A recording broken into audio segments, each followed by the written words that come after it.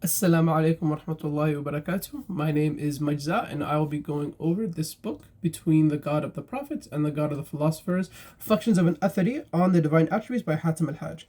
So this book is really just a short, sweet summary on why and what entails the Athari belief on the attributes, the sifat of Allah subhanahu wa ta'ala. So Hatim al-Hajj himself is a Hanbali Athari. He says himself he's influenced by the theology of Ibn Taymiyyah, and so he has really good lectures. I think with Blogging Theology is like a 6-hour, 2-part lecture on Ibn Taymiyyah and his theology. So he writes this really neat, really short, like 130-page book, kind of going over all of, in summary, so it's really, of course, a short book, in summary, going over all the aspects, all of the debate and arguments regarding the interpretation, or the more scripturalist interpretation of the attributes of Allah. So the beginning kind of breaks down our epistemology, or how we understand the attributes of Allah. So what are our sources, right? How do we have knowledge of Allah's attributes? So of course mentions the authentic reports, mentions the Quran, mentions the language, mentions what does our reason play, what role does reason play in understanding these things? What is the conflict, or is there a conflict between reason and revelation? And of course, Ibn Taymiyyah does not think so, and Hatim al-Hajj kind of adds on, or just kind of reflects that understanding.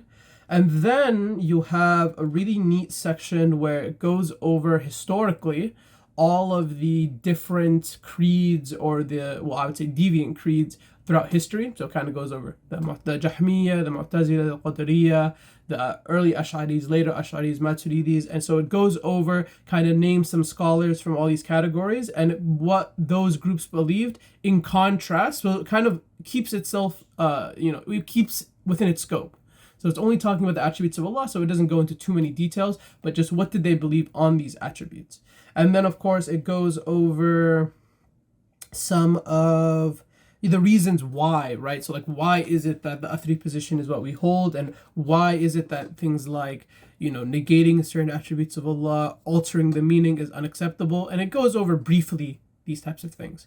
So this is a really important book, I like to think, because a lot of people get confused or don't quite understand what it means to take the attributes of Allah as they are, without saying how, right? Without saying how is it the case. And another thing about the book is the terminology used, right? So it definitely understands the influence like Western Hellenistic philosophy has had on some of these creedal schools. And so it uses that language, right? So you'll have terms that if you, understand a bit of philosophy, and while reading this book, I actually was taking a philosophy class, so that helped a little bit. You will be really comfortable reading this and kind of understand, what it is when he's saying like, oh, we don't do modality, and we don't, we don't ascribe modality to the attributes of God. Like that kind of is easier maybe to understand for a Western or just someone familiar with philosophy. I definitely enjoyed going through this. I felt it was really easy and really simple to understand. Although I did have trouble understanding the like translations used. Like some Arabic phrases are given like English translations, but those translations kind of aren't explained. Like one of the only criticisms I would have of this book is just some of there is a glossary in the back that explains like, some of the Arabic words, but they're just given translations, and they aren't like the concept isn't explained that it's discussing, right? So definitely, if you don't get the concepts, you have to like go hunt them down on like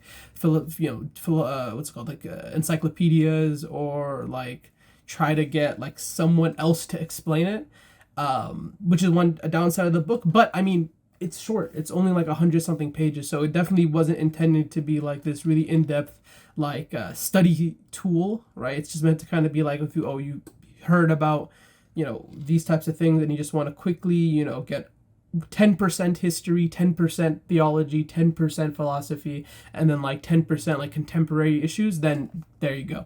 But if you wanted like really in-depth on one thing, you're not going to get that.